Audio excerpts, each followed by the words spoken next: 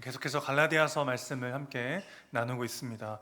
처음 1장에서 바울이 평소에 본인이 이제 편지를 이렇게 쓰는 방식과는 달리 굉장히 이제 급박하게 본론으로 바로 들어갔다, 그런 말씀을 드린 적이 있었는데요. 그렇게 이어서 이제 차분히 편지를 쓰다가 다시 3장에 들어와서 1장과 같은 격앙된 어투로 글을 쓰고 있는 것을 보게 됩니다.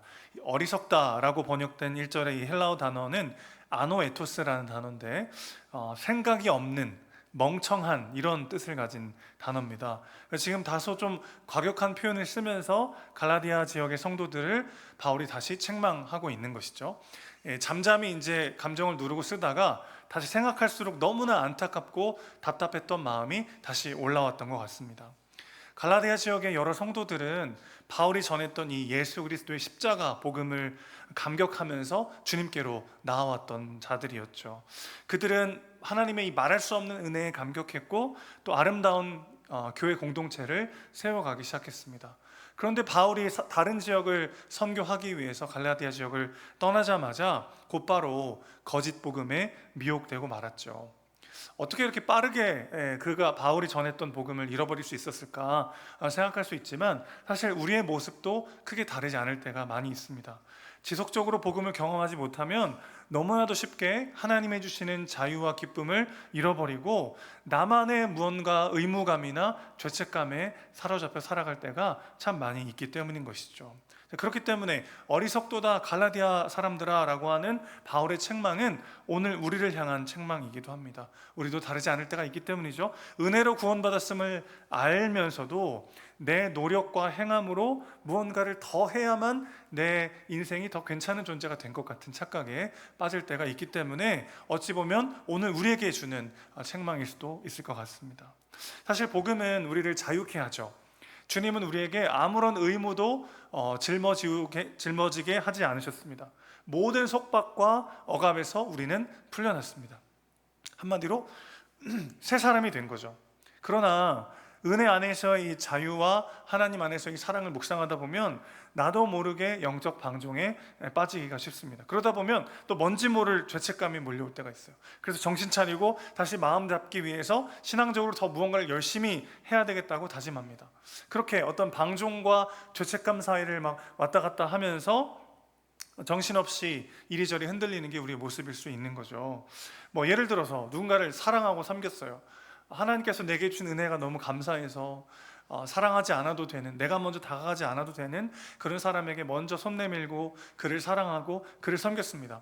기쁨으로 시작했는데 그러다 보면 자꾸만 그렇게 하지 않는 사람들을 바라보고 정죄하게 돼요. 또 내가 이렇게 사랑하고 섬겼는데 고마워하지 않거나 결과가 별로 좋지 않을 때는 허탈하기도 하고 지치기도 합니다. 반대로 누군가를 사랑하지 않고 섬기지 않을 때 뭔지 모를 자괴감과 죄책감이 몰려와서 내가 이렇게 이대로 신앙생활 해도 되나? 그런 방식으로 좀 정신 차리려고 하는 거죠.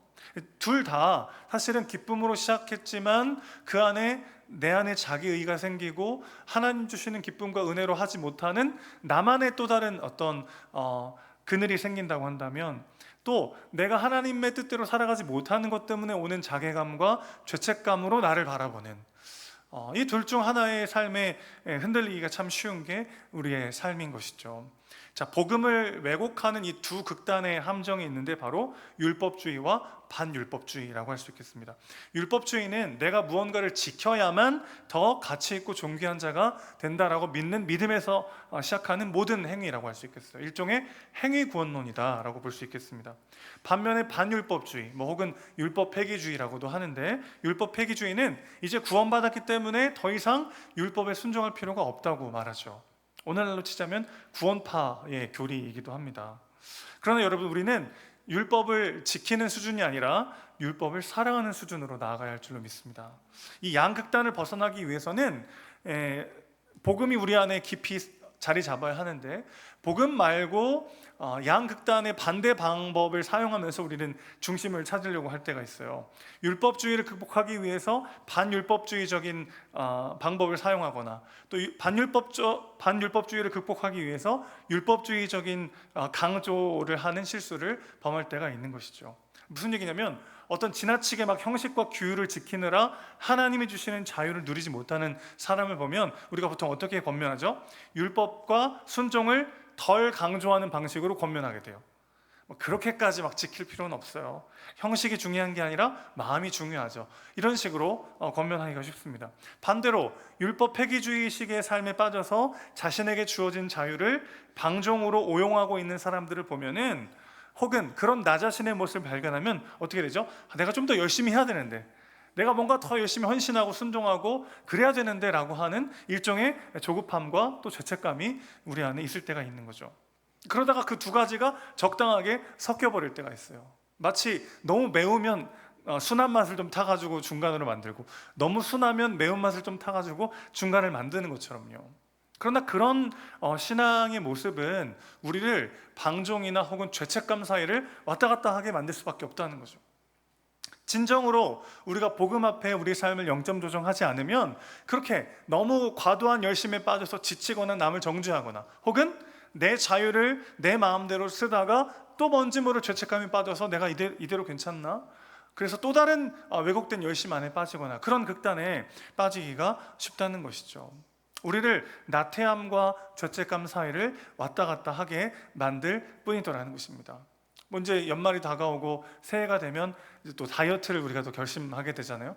다이어트로 예를 들어 너무 좋을 것 같아요. 열심히 내가 다이어트를 해야 되겠어요. 막 하고 나면 하지 않는 사람들에 대한 어떤 한심한 마음, 비난, 그런 마음이 들어요. 제가 요즘 조금 해가지고 하자마자 운동 안 하는 사람들은 자기 관심 안 하는 사람이라는 마음이 막 생기려고 해요.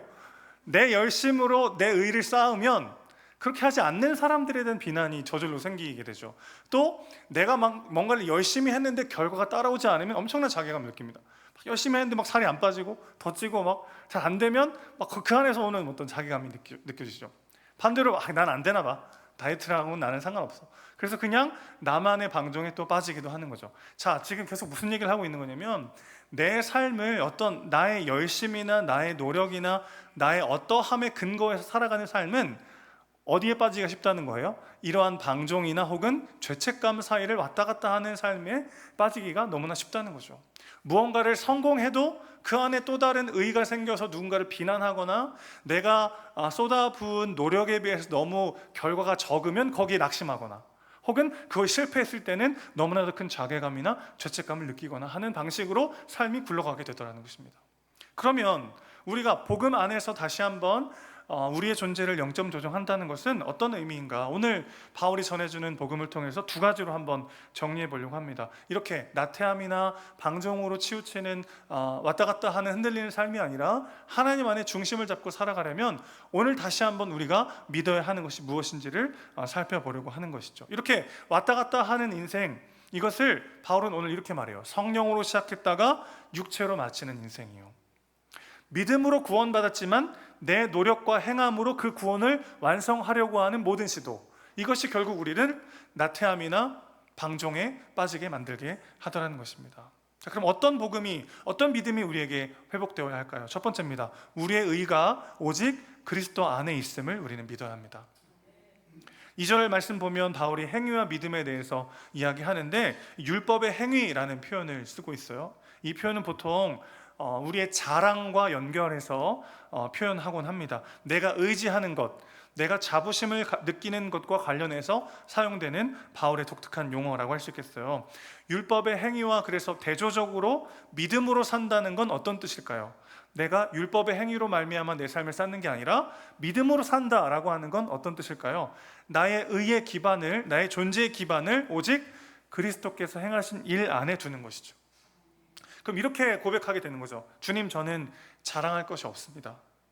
나의 그 어떠함도 나를 더 좋은 사람으로, 더 나은 존재로 만들어줄 수는 없습니다. 오직 그리스도로 인해 나는 하나님 앞에 의로운 존재로, 존귀한 존재로 부름받은 사람입니다. 이런 고백이 가능해지는 거죠. 자, 바로 이 믿음이 우리의 어떤 선행과 노력과 순종에 대한 태도를 바꾸어 놓습니다. 지나치게 선행을 강조하거나 선행에 무관심하는 삶이 아니라 믿음으로 구원받아 믿음으로 행하는 삶으로 우리를 이끌게 되는 것이죠. 내 의가, 내 자랑이, 내 자부심이 나의 행함과 나의 공로와 성취에 있지 않고 그리스도께서 행하신 일에 있다면 어떤 일이 벌어질까요? 내 성공과 실패를 전혀 다른 눈으로 바라보게 되는 거죠. 순종하는 것을 성공했을 때 교만하거나 비교할 필요가 없습니다. 왜죠? 내가 그럴 수 있었던 건 누구의 은혜죠? 하나님의 은혜이기 때문에 그렇습니다. 내가 무언가를 열심히 순종하고 헌신하고 무언가를 잘했다면 거기에 내 공로와 행함이 있어서가 아니라 그럴 수 있도록 하나님이 은혜 주셨기 때문에 이렇게 할 수 있었다라고 고백하게 되는 거죠. 그러면 여러분, 결과로부터 자유할 수 있습니다. 이걸 만약에 내 노력과 내 열심으로 했다면 그것과 결과를 나를 떼어놓을 수가 없어요. 여러분 그렇잖아요. 우리의 시간과 물질과 마음이 쏟아진 어떤 대상이 있어요. 그럼 거기에 나도 모르게 내 존재가 실려요. 그래서 그 결과에 따라서 내 삶의 의미도 왔다 갔다 합니다. 자녀들이 그렇잖아요. 막 내 마음과 사랑과 막 정성과 물질과 영혼을 갈아 넣어서 아이를 키우면 아이의 어떤 성공과 실패가 곧 내 인생에 대한 성적표처럼 느껴지기도 하지 않습니까? 저는 우리 은혜샘교회가 그런 우상이 되지 않도록 매일 하나님 앞에 씨름하며 기도하고 있어요.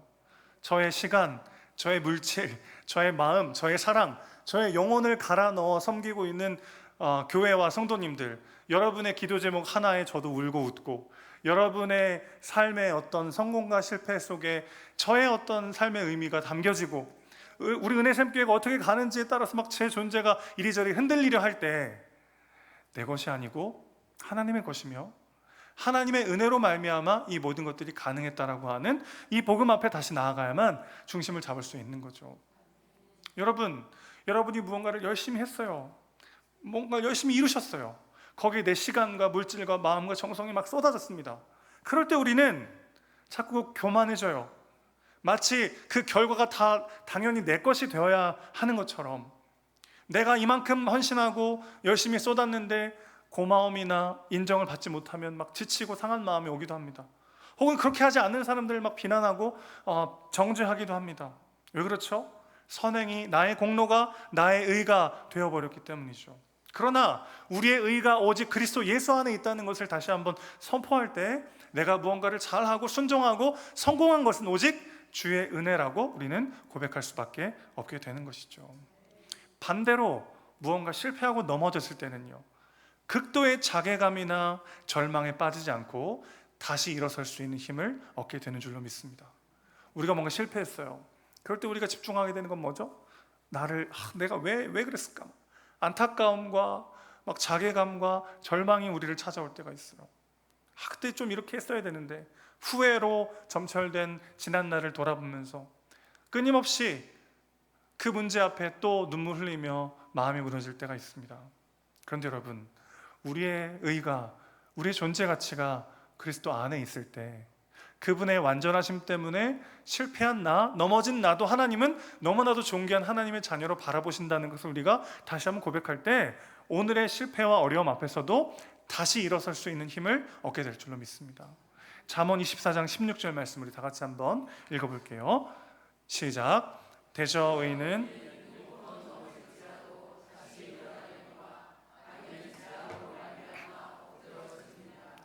잠언 24장 16절에서 말하는 의인은 어떤 사람입니까? 넘어지지 않는 사람인가요? 실패하지 않는 사람인가요? 아니요. 7번 넘어질지라도 다시 일어나는 사람을 의인이라고 말하고 있습니다.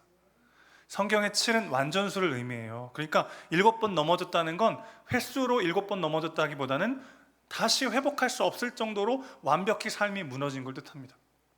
그 와중에도 다시 일어설 수 있는 힘을 얻게 되더라는 거예요. 왜죠? 나의 존재 가치와 삶의 의미는 나의 어떠함에 있지 않고 그리스도의 완전하신 순종과 그분의 은혜 안에 있기 때문에 우리는 다시 하나님 앞에 나아갈 수 있게 되는 거죠. 반면에 악인은요, 재앙으로 말미암아 엎드러집니다. 굳이 그가 당했던 엄청난 고난 때문에 삶이 무너졌다는 것만을 의미하는 게 아니라 어떤 실패 앞에 그것을 다시 회복하고 일어설 힘을 상실해 버리는 거죠. 왜죠? 내 노력, 내 공로, 나의 어떠함에 내 인생을 쌓아왔던 사람은 그것에 따라서 그것의 성공과 실패와 함께 그의 인생의 가치를 찾을 수밖에 없기 때문에 실패하고 넘어졌을 때 다시 일어날 힘을 상실해 버리고 마는 것이죠. 자신의 부족함과 연약함, 실패와 넘어짐 및 재앙이 되어 삶을 포기하는 사람이 악인이고, 넘어져도 다시 하나님의 은혜를 구하며 다시 일어서는 사람을 잠언 말씀은 의인이라고 우리에게 소개해주고 있는 것이죠. 내가 선을 행할 수 있어서 구원받은 것이 아니라 나는 소망 없는 죄인이지만 그런 나를 하나님이 은혜로 부르셨고 은혜로 나를 여기 있게 하셨습니다. 이 믿음이 있을 때 우리는 실패 가운데서도 다시 일어설 수 있게 되는 것이죠. 이제 내가 하는 선행은 그분의 은혜요, 그분의 일하심입니다. 내가 선행에 실패한다고 해서 그분이 나에 대한 사랑과 용납이 달라지지 않습니다. 따라서 나는 이제 담대히 일어나 계속 그분의 말씀대로 살아갈 것입니다. 나를 증명하기 위한 삶이 아니라 하나님의 영광이 되기 위하여 나는 오늘도 달려갈 것입니다. 이것이 우리의 고백이 되는 것이죠. 자, 이렇게 믿음으로 구원받았을 뿐만 아니라 믿음으로 살았던 대표적인 삶의 예가 아브라함으로 소개되고 있습니다. 바울은 오늘 아브라함을 언급하고 있는데 아주 탁월한 선택이라고 할 수 있겠어요. 왜냐하면 아브라함이야말로 행함이 아니라 믿음으로 구원받은 사람이기 때문에 그렇습니다. 자, 유대주의자들이 율법과 정결규례를 막 강조하는데 그들의 조상인 아브라함 때는 율법이 아예 없었어요. 그래서 율법을 지켜서 구원받은 게 아니고 너희들의 조상인 아브라함은 믿음으로 구원받았다, 이렇게 말했을 때 사실은 모든 유대인들이 들을 수밖에 없는 아주 탁월한 예인 거죠. 자, 아브라함이 어떤 삶을 살았습니까? 그가 우상을 만들던 집안의 아들이었어요. 그런 아브라함을 하나님이 무조건적으로 선택하셔서 무조건적으로 지명하셔서 믿음의 조상으로 세우시려고 그를 부르셨습니다. 거기에는 뭐 아브라함의 탁월함이라든지 그의 어떤 노력이라든지 그의 성실성이 포함되지 않죠. 그냥 하나님이 전적으로 은혜로 부르셨어요. 그리고 아브라함에게 이렇게 말씀하십니다. 너의 본토 친척 아비 집을 떠나 내가 내게 지시할 땅으로 가라. 그때 아브라함이 한 번에 순종했을까요? 그렇지 않았어요. 아버지 데라가 죽고 나서야 겨우겨우 가나안 땅에 오게 됩니다. 근데 이제 하나님이 나를 열방의 조상으로 삼으시겠다고 했는데 자녀가 한 명도 없는 거예요. 그래서 어떡하나 막 절망하고 있는데 오늘 하나님이 부르십니다. 아브라함 나와봐라. 밤하늘에 별을 셀 수 있니? 아니요. 네 후손이 이렇게 많아질 거야. 그때 아브라함이 어떤 마음 들었을까요? 이렇게 많은 거 필요 없고 한 명이라도 좀 주세요. 한 명이라도.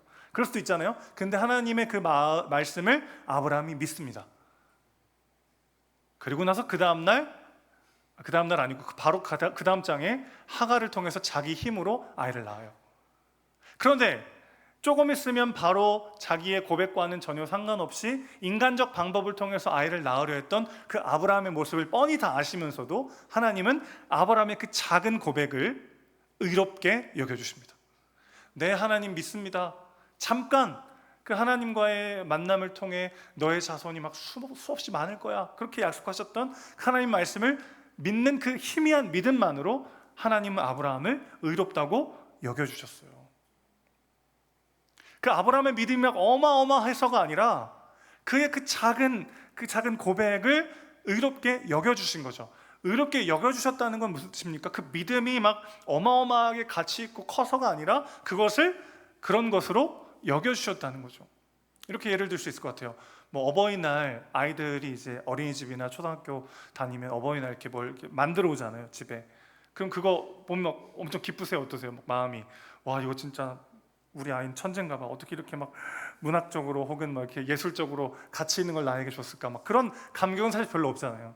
그게 막 문학, 뭐 편지를 썼을 때 문학적으로, 뭐 예술적으로 혹은 막 이 작품적으로 위대하고 막 좋아서가 아니라 거기에 내 아이의 마음이 담겨 있잖아요. 그래서 그거 자체는 보잘것없는 것일 수 있지만 그것을 너무 소중한 것으로 내가 여기는 거죠. 딱 이와 같습니다. 아브라함의 그 작은 믿음이요. 사실 나 잘 모르겠어요, 하나님. 하나님이 나를 통해서 무슨 일을 하려고 하시는지, 나의 인생을 어떻게 인도하실지 잘 모르겠고 그냥 뭐 그렇다고 하니까 저 믿을게요 하는 그 작은 고백이요.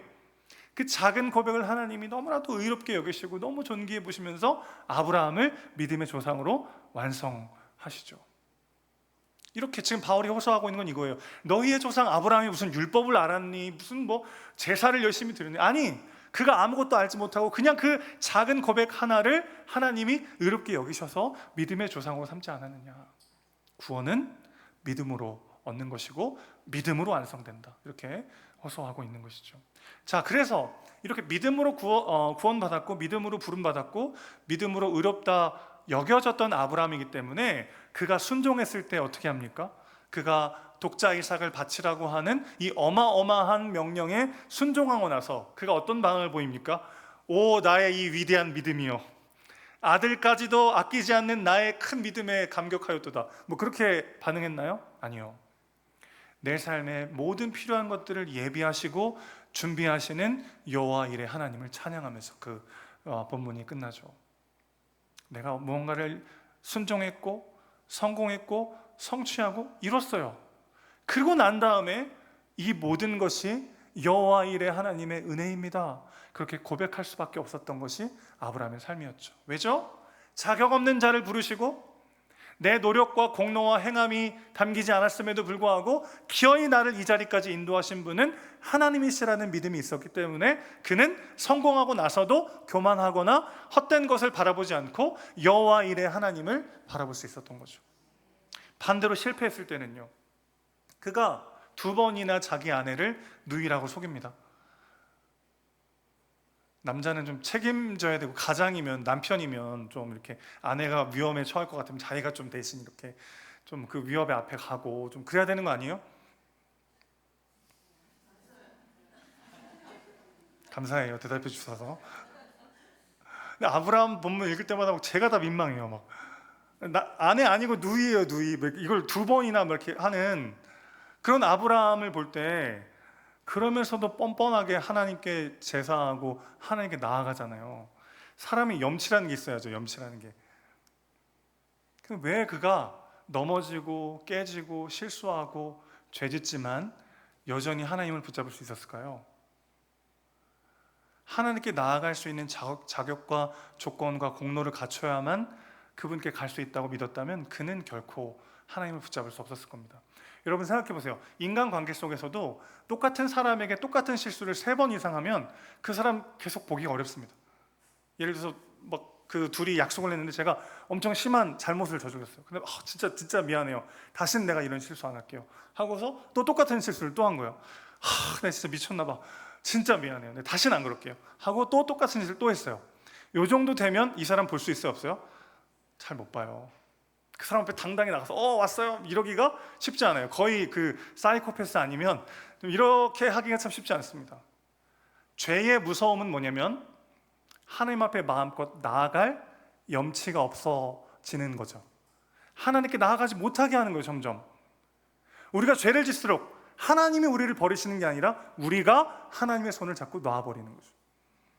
그런데 우리가 넘어지고 자빠지고 실수하고 죄짓고 또 무너져도 내가 뭔가를 잘해서 내가 뭔가 자격이 있어서 구원받은 게 아니라 하나님의 은혜로 말미암아 존재 자체가 있는 모습 그대로 용납받았다는 것을 기억할 때 염치 불구하고 다시 주 앞에 나아가게 되는 거죠. 그때 비로소 다시 회복이 가능한 것이죠. 그래서 우리는 순종하는데 성공해도 교만하지 않을 수 있고 실패해도 절망하지 않게 되더라는 것입니다. 언제요? 우리 의가 오직 그리스도 예수 안에 있습니다. 나의 삶의 존재 가치와 의미는 오직 그리스도의 은혜 안에 있습니다. 나의 공로와 행함이, 나의 어떤 자랑이 내 인생을 말하는 것이 아니라 오직 그분 안에 진짜 내 인생이 있습니다. 그렇게 믿으며 고백할 때 우리는 성공했을 때도 실패했을 때도 주 앞에 나아가 그분 안에서의 참 자유와 기쁨을 누리게 될 줄로 믿습니다. 자, 2번째예요. 자, 이런 믿음으로 살아가는 삶을 바울은 오늘 아브라함의 복을 누리는 사람이다라고 말하고 있습니다. 자, 하나님께서 아브라함에게 너는 너의 본토 친척 아비 집을 떠나 내가 내게 지시할 땅으로 가라 이렇게 말씀하셨어요. 당시 문화에서는 이거는 자살 행위와도 같은 선택입니다. 당시 무슨 치안이 발달한 게 아니기 때문에 내 생명과 재산을 지키기 위해선 본토 친척 아버지 집에서 함께 살아야 했어요. 그런데 그 땅에서 떠나와서 어디로 갈지도 모르는 상황으로 나아가라고 하니까 그거 어떻게 참 순순히 순종할 수 있겠어요? 그래서 아브라함도 한 번에 순종하지 못하고 중간에 거점지대에서 지내다가 아버지가 돌아가시자 겨우겨우 가나안 땅까지 가게 됩니다. 하나님은 왜 이런 무리한 요구를 아브라함에게 하셨을까요? 하나님이 진짜 아브라함을 부르신 이유가 뭘까요? 아브라함에게 어마어마한 복을 주시기 위해서가 아니라 아브라함의 존재 자체가 복이 되게 하시기 위하여 아브라함을 그 자리에서 부르신 것이죠. 그가 안정감을 느끼고 그가 하나님께 의지하지 않아도 살만한 그 모든 환경으로부터 아브라함을 꺼내 오셨어요. 그래서 복 받는 인생이 아니라, 더 많은 복을 받기 위한 인생이 아니라 복이 되는 인생으로 아브라함을 불러주신 것이죠. 여러분, 우리가 하나님 주시는 자유와 여유를 누리며 복음 안에서의 그 기쁨을 누리면서도 하나님의 영광이 되기 위하여 몸부림치며 그런 삶을 살기 위하여 더 애쓰게 되는 이유는 무엇입니까? 우리가 존재 자체가 하나님의 복이요 영광이 되기 위하여 부름받았다는 것을 우리가 인지하기 시작할 때 우리는 그 부르심에 합당한 삶을 살기 위하여 자연스럽게 몰두하게 되는 것이죠. 사람이 어떤 옷을 입느냐에 따라서 전혀 다른 사람이 됩니다. 주일에 양복을 입고 여기 딱 쓰면 목사로서 있지만 예비군 훈련 예전에 가면 예비군 군복을 입으면 왜 이렇게 피곤한지 모르겠어요. 일단 이상하죠, 그렇죠? 남자분들 예비군복만 입으면 피곤해요. 피곤하고 약간 이렇게 어깨가 축 처지면서 말을 잘 안 들어요. 조교가 뭐 이래라 저래라 해도 되게 귀찮고 하여튼 피곤해요. 내가 어떤 옷을 입었느냐가 그날의 태도와 그날의 삶의 방향을 결정하죠. 옷은 곧 정체성이기 때문에 내가 어떤 존재죠? 더 많은 것을 가지고 더 많은 것을 이루어서 내가 얼마나 더 괜찮은 존재인지를 증명하고 입증해야 된다고 한다면 우리는 눈앞의 이익을 포기할 수가 없죠. 그러나 그 수준으로 부름받은 게 아니라, 더 많은 복을 받기 위해서 아둥바둥하는 삶이 아니라 내 존재 자체가 복이 되게 하시기 위해 하나님 나를 부르셨다. 그러면 그 부르심에 합당한 삶을 살아가고 싶은 거룩한 열망이 우리 안에 터져 나오는 거죠. 여러분, 예비군복 입고 계십니까? 양복 입고 계십니까? 아니요. 자기 증명과 두려움의 옷을 입고 계십니까? 그리스도의 의의 옷을 입고 계십니까? 옆 사람이 날 얼마나 알아주냐? 내 이 열심과 공로와 행함이 얼마나 인정받냐? 그것으로 내 인생을 판단하기에는 여러분은 너무 존귀한 자들이에요. 내가 지난날 어떤 성공을 거뒀고 내가 오늘 지금 얼마나 남들 앞에 자랑할 만한 성취를 이뤘느냐로 내 인생을 평가하기에는 여러분은 너무 존귀한 하나님의 자녀들이십니다.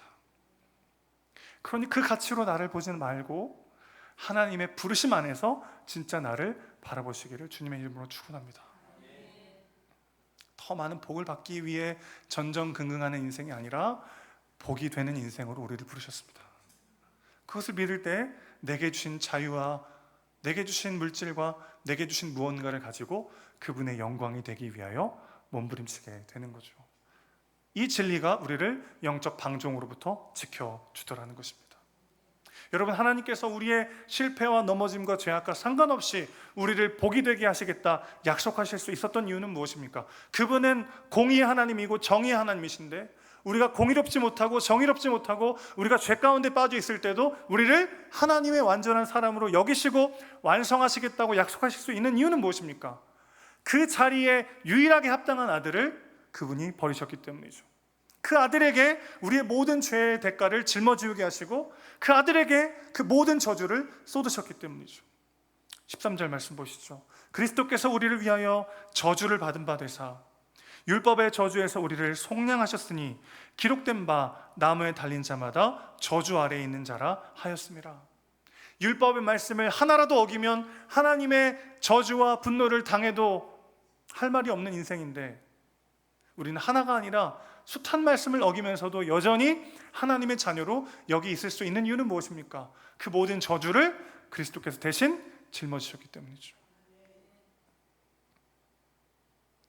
자기 아들을 버리시고 그 아들에게 모든 죄의 저주를 감당케 하시면서 하나님이 오늘 저와 여러분에게 이렇게 말씀하시는 거예요. 사랑하는 아들아, 사랑하는 딸아, 저주는 내가 이미 다 받았다. 너는 다시 일어나 한 걸음 내디더라. 너는 다시 일어나 담대히 나아가라. 완벽해지려고 더 용납받을 만한 사람이 되려고 하지 말고 나를 더 사랑하고 나를 더 닮아가기를 갈망해라. 그것이 너의 사명이고 그것이 네가 걸어가야 될 너의 길이다. 오늘 우리에게 이렇게 말씀하시는 것이죠. 사랑하는 성도 여러분, 성령께서 우리 안에 들어오시는 방식과 우리 삶을 나아가게 하시는 방식은 똑같아야 합니다. 우리가 그분을 믿음으로 그분이 우리 안에 들어오셨고 믿음으로 우리의 삶을 그분은 완성하실 것입니다. 거기에 우리의 어떤 노력과 행함도 들어갈 틈이 없습니다. 그분을 끊임없이 믿고 그 믿음으로 나아갈 때 그분이 우리의 인생을 이끄시고 빚으시고 완성하실 것입니다. 그리스도께서 의의 옷을 입혀주셨음을 믿음으로 선포하십시오. 우리가 복받기 위해서가 아니라 복이 되기 위하여 부름받았음을 기억하십시오. 오직 의인은 믿음으로 살리라. 믿음으로 구원받고 믿음으로 오늘 하루를 살아내는 저 여러분 되시기를 주님의 이름으로 축원합니다.